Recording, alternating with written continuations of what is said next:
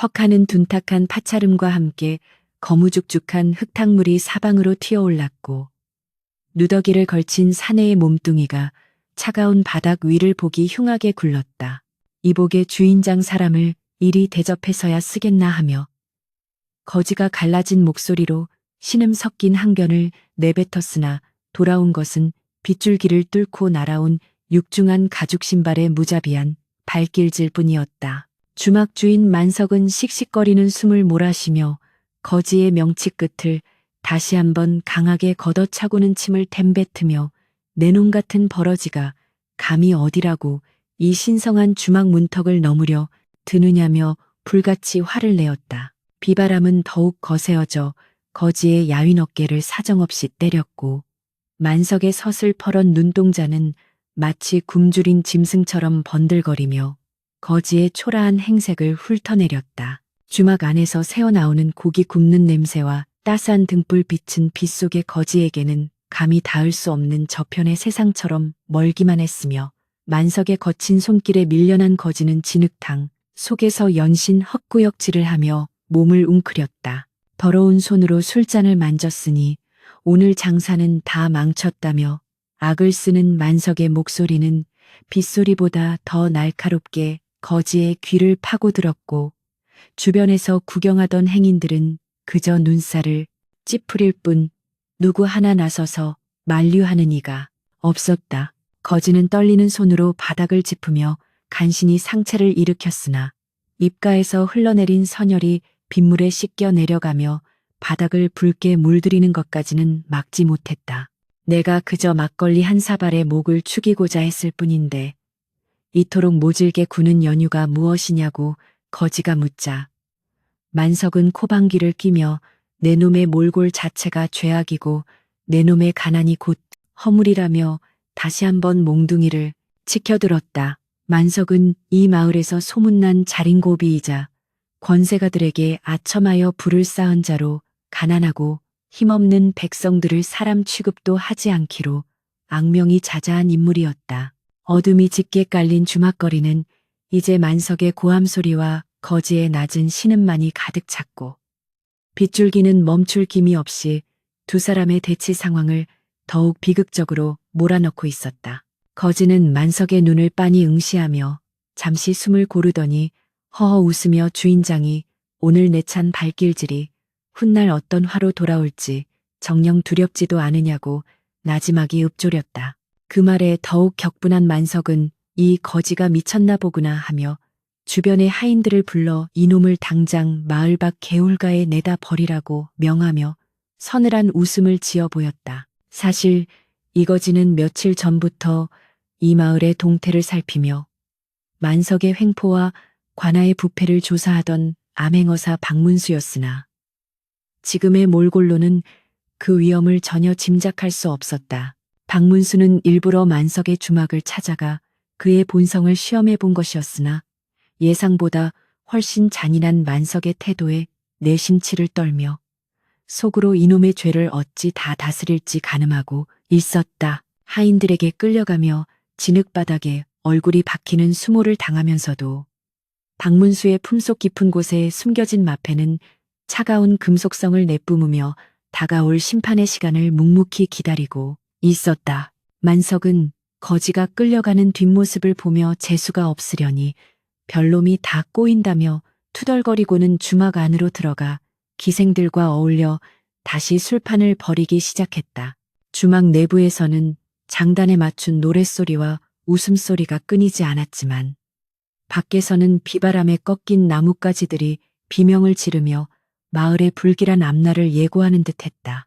박문수는 개울가 거친 돌밭에 내팽개쳐진 뒤에도 한참을 움직이지 않고 빗물을 받아내며 만석의 주막에서 들려오는 저 비릿한 웃음소리를 낱낱이 기억 속에 새겨 넣었다. 고통으로 인해 정신이 혼미해지는 와중에도 박문수는 마을 저편 관아에서 새어나오는 희미한 불빛을 바라보며 저곳 또한 만석의 금력에 노란하고 있음을 직감했다.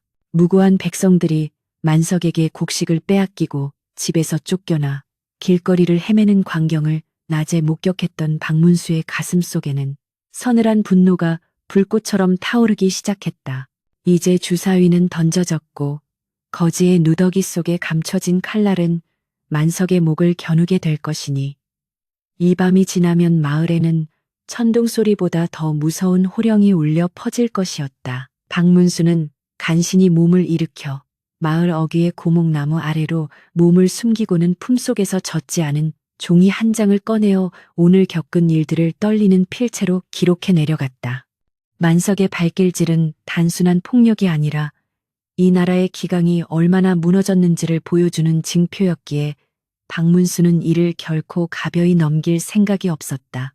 어둠 속에서 번뜩이는 박문수의 눈빛은 이제 더 이상 나약한 거지의 것이 아니었으며 정의를 집행하려는 서슬퍼런 어사의 위엄이 서서히 그 실체를 드러내고 있었다. 개울가에 버려진 박문수는 밤새 몰아친 비바람을 온몸으로 받아내며 죽음과도 같은 고통 속에서 새벽을 맞이하였다. 젖은 옷가지가 살갗을 파고드는 한기보다 더 시린 것은 만석의 발길질에 짓밟힌 백성들의 자존심이었고 어둠 속에서 가늘게 떨리던 박문수의 손은 어느새 바위를 움켜쥐듯 단단하게 굳어졌다. 날이 밝자 박문수는 절뚝거리는 다리를 이끌고 다시 마을로 향했는데 그의 몰골은 어제보다 더욱 처참하여 길 가던 안악들조차 코를 막으며 저런 부정 탄 것은 어서 사라져야 한다고 침을 뱉었다. 마을 시장터 한복판에 들어선 박문수는 만석의 주막 근처 헛간의 자리를 잡고는 만석의 일거수일투족을 조용히 관찰하기 시작했다. 만석은 이른 아침부터 관아의 이방과 마주 앉아 은밀한 대화를 나누며 마을 사람들에게 매길 새로운 세금의 액수를 조율하고 있었고 그들의 웃음소리는 시장통의 소란 속에서도 박문수의 귀에 명확하게 꽂혔다. 만석은 어제의 폭행이 기억조차 나지 않는다는 듯 거드름을 피우며 이방에게 기름진 고기 안주를 권했고 이방은 만석의 재력을 칭송하며 이번에도 뒷배를 확실히 봐주겠노라 약속했다. 그때 시장통 한 구석에서 어린 자식의 손을 잡은 과부 한 명이 만석의 앞으로 달려와 무릎을 꿇고는 제발 눈 한 지기만은 남겨달라고 울며 불며 애원하기 시작했다. 만석은 과부의 눈물에는 안중에도 없다는 듯 마시던 술잔을 내려놓더니 빌려간 이자가 원금을 넘은 지가 언젠데 이제 와서 무슨 뚱단지 같은 소리냐며 과부의 어깨를 밀쳐냈다. 과부가 바닥에 쓰러지자 만석의 하인들이 달려들어 어린아이의 옷자락을 잡아 끌며 겁박을 주었고 박문수는 이 광경을 지켜보며 주먹을 불끈 쥐었으나 지금은 정체를 드러낼 때가 아님을 알고 스스로를 억눌렀다. 박문수는 구경꾼들 틈바구니를 파고들며 과부에게 다가가 떨리는 손으로 그녀를 부축해 일으켰고 만석은 그 광경을 보고는 어제 그 거지가 아직도 안 가고 여기서 얼씬거리느냐며 노발대발 소리를 질렀다. 만석은 하인들에게 명하여 저 더러운 거지도 함께 묶어 관아에 넘겨버리라고 소리쳤으나 박문수는 오히려 만석의 눈을 똑바로 응시하며 주인장의 그 탐욕이 곧 큰 재앙을 부를 것이니 자중하는 것이 좋겠다고 경고했다. 만석은 거지의 당돌함에 기가 찬다는 듯 헛웃음을 터뜨리며 내 놈이 죽으려고 환장을 했구나 하고 직접 몽둥이를 들고 달려들었다. 다시 시작된 무자비한 매질 속에서도 박문수는 신음 한마디 내뱉지 않은 채 만석의 죄상을 마음속 장부에 하나하나 기록해 내려갔다. 만석은 숨을 헐떡이며 이놈이 독종이라며 혀를 내둘렀고 이방은 옆에서 거들어 저런 놈은 본보기를 보여야 마을 기강이 선다며 만석의 분노를 부채질했다. 마을 사람들은 만석의 눈치를 보며 수군거릴 뿐 누구 하나 과부와 거지를 위해 변호해주는 이가 없었기에 시장터는 오직 만석의 고함과 매질 소리만이 가득한 지옥으로 변해 있었다. 박문수는 매를 맞으면서도 주변을 살피며 자신을 돕기 위해 잠복해 있던 역졸들에게 눈짓으로 신호를 보내 지금은 때가 아니니 물러나 있으라고 지시했다. 그는 만석이 저지르는 악행의 끝이 어디인지 그리고 이 마을의 부패가 얼마나 깊게 뿌리 내렸는지를 끝까지 확인하고 싶어 했고 자신의 고통을 담보로 백성들의 원한을 몸소 체험하고자 했다. 만석은 거지가 정신을 잃은 듯 보이자 바닥에 내팽개치고는 이방과 함께 다시 자리를 뜨며 내일 아침까지 이놈이 살아있으면 그때 관하로 압송하겠다고 선언했다. 밤이 깊어지자 박문수는 차가운 헛간 바닥에서 정신을 차리고는 자신을 간호해주던 과부의 따뜻한 손길을 느꼈다. 과부는 자신의 어려운 처지에도 불구하고 남은 밥덩이를 거지에게 건네며 도망치라고 권유했으나 박문수는 인자한 미소를 지으며 걱정 말라고 오히려 그녀를 안심시켰다. 박문수는 과부의 거친 손을 보며 이 가련한 백성들을 위해 자신이 해야 할 일이 무엇인지 다시금 뼈저리게 느꼈고 밤하늘의 북극성을 바라보며 내일 펼쳐질 마지막 연극의 막을 준비했다. 만석의 주막에서는 밤늦도록 축하잔치가 벌어졌는데 그것은 만석이 과부의 땅을 완전히 수확했다는 승전보와 다름없는 술판이었다. 만석은 기생들의 가야금 소리에 맞춰 덩실덩실 춤을 추며 장차 이 마을의 모든 땅을 자신의 발 아래 두겠다는 망상에 사로잡혀 술잔을 비워냈다. 하지만 그가 술에 취해 비틀거리는 그 시각 주막 밖 어둠 속에서는 수십 명의 그림자가 소리 없이 움직이며 만석의 목을 죄어올 준비를 맞춰가고 있었다. 박문수는 헛간 구석에 앉아 찢어진 누더기 사이로 마패의 차가운 감촉을 느끼며 이제 곧 시작될 새벽의 함성을 상상했다. 그는 만석이 그토록 무시했던 자신의 발길질이 얼마나 큰 부메랑이 되어 돌아갈지를 생각하며 조용히 숨을 고르고 있었다. 만석의 탐욕이 하늘을 찌르고 백성들의 곡소리가 땅을 울릴 때 암행어사의 출두는 그 어떤 무기보다 강력한 정의의 칼날이 되어 만석의 심장을 겨누게 될 것이 분명했기 때문이다. 이튿날 아침이 밝아오자 만석의 주막 앞마당은 평소보다 더욱 번잡한 소란으로 가득 찼고 마을 사람들은 도대체 무슨 일이 벌어질지 몰라 숨을 죽인 채 주막 주변을 맴돌았다.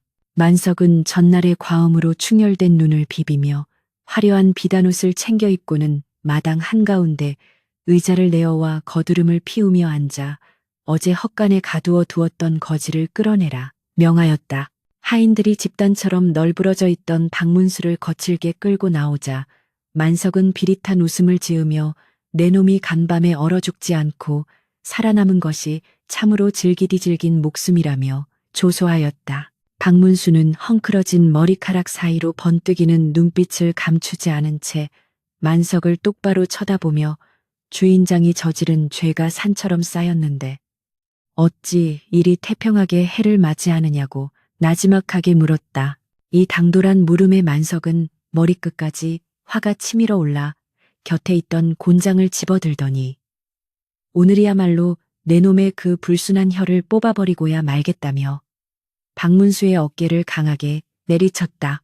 둔탁한 매질 소리가 마당에 울려 퍼질 때마다 구경하던 백성들은 가슴을 졸이며 고개를 돌렸으나 박문수는 오히려 만석에게 한 걸음 더 다가가 당신이 짓밟은 것은 내가 아니라 이 나라의 법도라며 일갈하였다. 마침 그 자리에 도착한 관아의 이방은 상황이 묘하게 돌아가는 것을 느끼고 만석의 귓가에 대어 저 거지의 눈빛이 예사롭지 않으니 서둘러 관아로 보내 매듭을 짓자고 속삭였다. 만석은 이방의 말을 듣고는 거지를 밧줄로 꽁꽁 묶게 한 뒤 마을 사람들이 보는 앞에서 그를 끌고 관아로 향하는 행렬을 만들었는데 이는 자신의 권위를 세우고 누구든 대항하면 이 꼴이 된다는 것을 보여주기 위함이었다.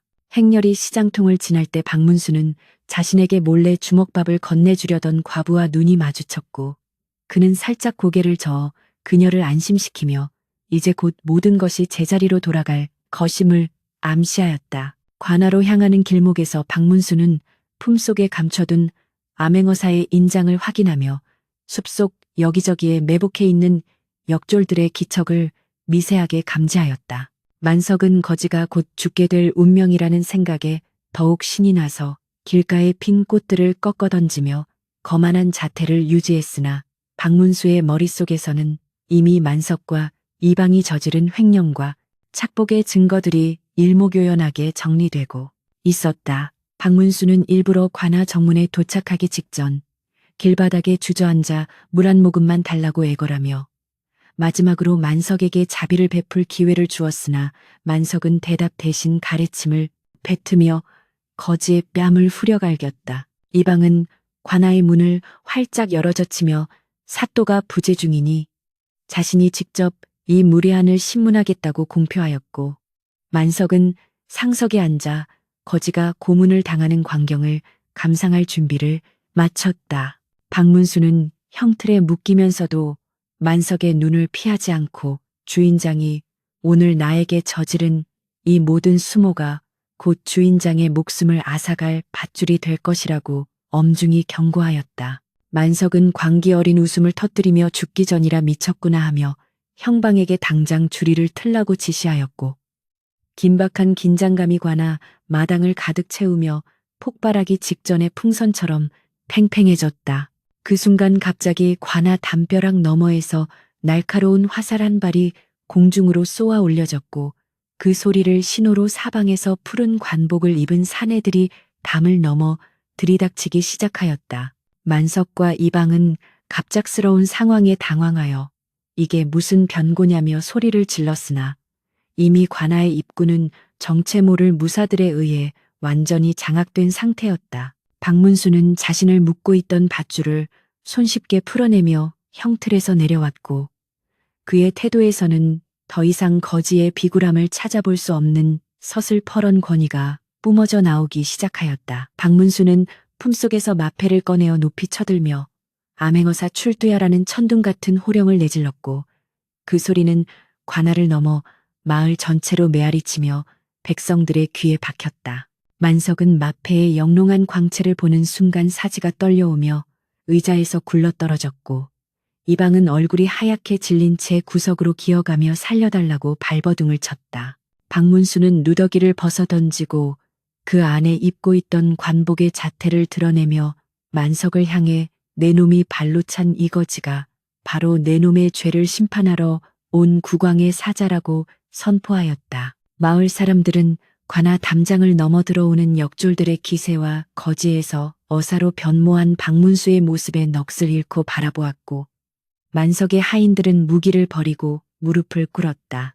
박문수는 마당 한가운데 우뚝 서서 겁에 질린 만석의 턱을 들어 올리며 내 놈의 발길질에 멍든 백성들의 가슴을 이제는 내가 법의 엄중함으로 다스려 주겠노라며 차갑게 읊조렸다. 이제 주객은 완전히 전도되었고 만석이 그토록 자랑하던 권세와 재물은 단 한순간에 모래성처럼 무너져 내리며 처절한 심판의 시간이 시작되었음을 알리고 있었다. 암행어사의 출두를 알리는 우렁찬 함성이 관아의 지붕을 흔들고 마을 전체로 퍼져나가자 만석은 마치 벼락이라도 맞은 듯 바닥에 엎드러져 사시나무 떨듯 몸을 떨었다. 박문수는 당당한 걸음으로 동원의 대청마루에 올라 사또의 자리에 앉아 좌중을 압도하는 눈빛으로 아래를 굽어보았고 역졸들은 만석과 이방을 비롯한 부패한 관리들을 하나하나 포박하여 마당 한가운데로 끌어냈다. 만석은 조금 전까지 거지를 비웃던 그 입으로 이제는 땅바닥을 핥으며 어사 또 날이 소인이 눈이 멀어 대인을 알아보지 못했으니 한 번만 목숨을 살려달라며 비굴하게 바로 울부짖었다. 박문수는 싸늘한 미소를 지으며 내 놈이 조금 전에 내뱉은 말이 기억나느냐. 가난이 곧 허물이라 하지 않았더냐 하며 만석의 죄상을 적은 두루마리를 펼쳐 보였다. 그는 만석이 지난 수년간 이방과 결탁하여 조세를 포탈하고 힘없는 백성들의 전답을 강제로 빼앗은 기록들을 하나하나 읊어 내려갔으며 그 내용이 공개될 때마다 관아 밖에서 구경하던 백성들은 울분을 토하며 만석을 처단하라고 소리쳤다. 이방은 옆에서 자신의 죄를 만석에게 떠넘기려 했으나 박문수는 이놈 또한 만석에게 뇌물을 받고 관아의 창고를 비웠으니 그 죄가 만석보다 결코 가볍지 않다고 엄중히 꾸짖으며 주리를 틀 것을 명했다. 고통에 못 이겨 비명을 지르던 만석은 결국 자신이 숨겨둔 비밀 장부의 위치와 지하 창고에 쌓아둔 곡식의 양을 모두 자백하였고 박문수는 즉시 역졸들을 보내 그 부정한 재물들을 압수하게 하였다.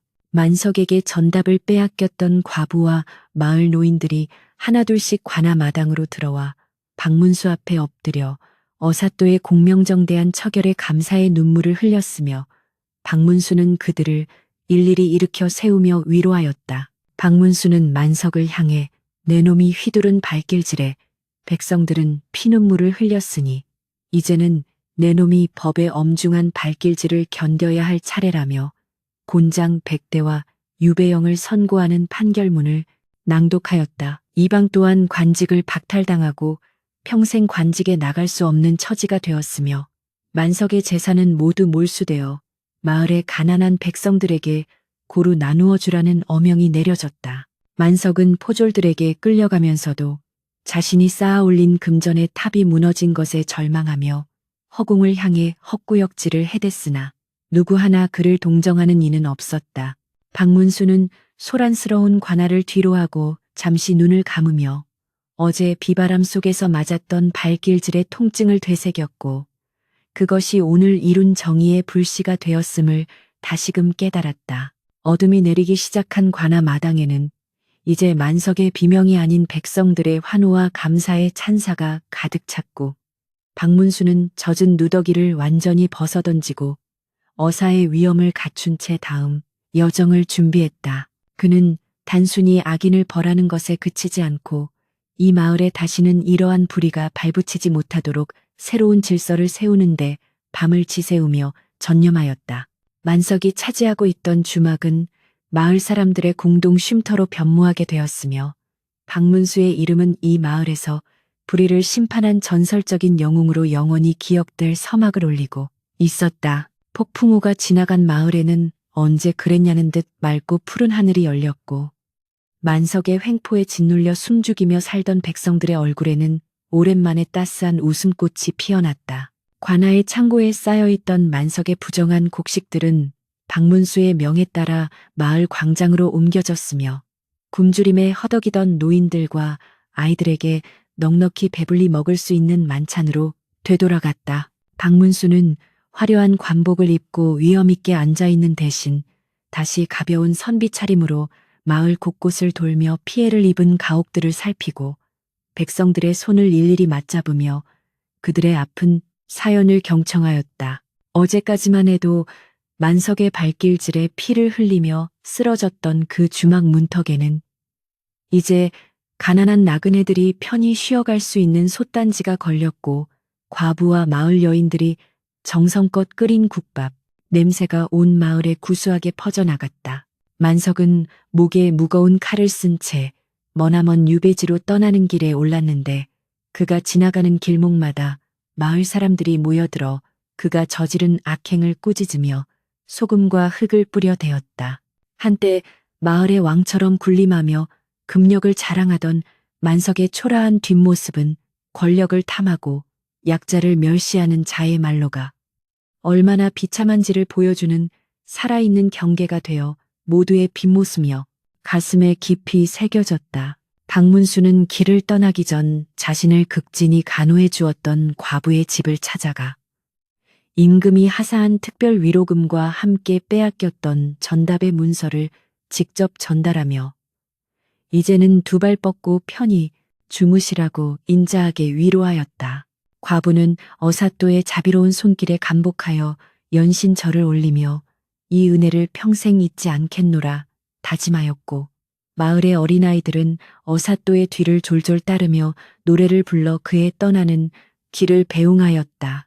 박문수는 마을 어귀 고목나무 아래 잠시 멈춰서서 자신이 처음 거지로 위장에 들어왔을 때 겪었던 수모와 고통을 떠올리며 인과응보의 섭리가 참으로 무겁고도 준엄함을 다시금 되새겼다. 그는 부하들을 이끌고 고개를 넘어가며 멀어지는 마을을 향해 나직이 읊조리기를 사람이 사람을 업신여기는 세상이야말로 가장 큰 병에 걸린 세상이니 내 비록 몸은 떠나나 정의의 칼날은 항상 깨어 있을 것이라며 스스로를 경계하였다. 마을 사람들은 박문수의 행렬이 지평선 너머로 사라질 때까지 한참 동안 자리를 떠나지 못하고 고개를 숙여 예를 표했으며 그날 이후 마을에는 거지가 찾아와도 함부로 대하지 않는 선한 풍습이 생겨나게 되었다. 만석의 주막터에 세워진 새로운 쉼터 기둥에는 겉모습으로 사람을 판단하지 말라는 박문수의 가르침이 새겨져 오가는 이들에게 진정한 인간의 도리가 무엇인지를 묵묵히 일깨워 주었다. 세월이 흘러도 이 마을의 노인들은 손주들에게 비오는 밤 만석의 발길질을 견디고 일어섰던 그 거지의 이야기를 들려주며 악은 반드시 징벌을 받고 선은 결국 승리한다는 진리를 전설처럼 전해 내려갔다. 박문수가 남기고 간 평화는 단순한 물질적 풍요가 아니라 서로를 존중하고 아끼는 마음의 풍요였기에 이 마을은 팔도 강산에서 으뜸가는 살기 좋은 고을로 이름을 떨치게 되었다. 한낮의 햇살 아래 평화롭게 돌아가는 물레방아 소리와 백성들의 웃음소리가 어우러진 마을의 풍경은 마치 한 폭의 그림처럼 아름다웠으며 그것은 탐욕을 버리고 정의를 택한 이들이 누릴 수 있는 진정한 낙원의 모습이었다.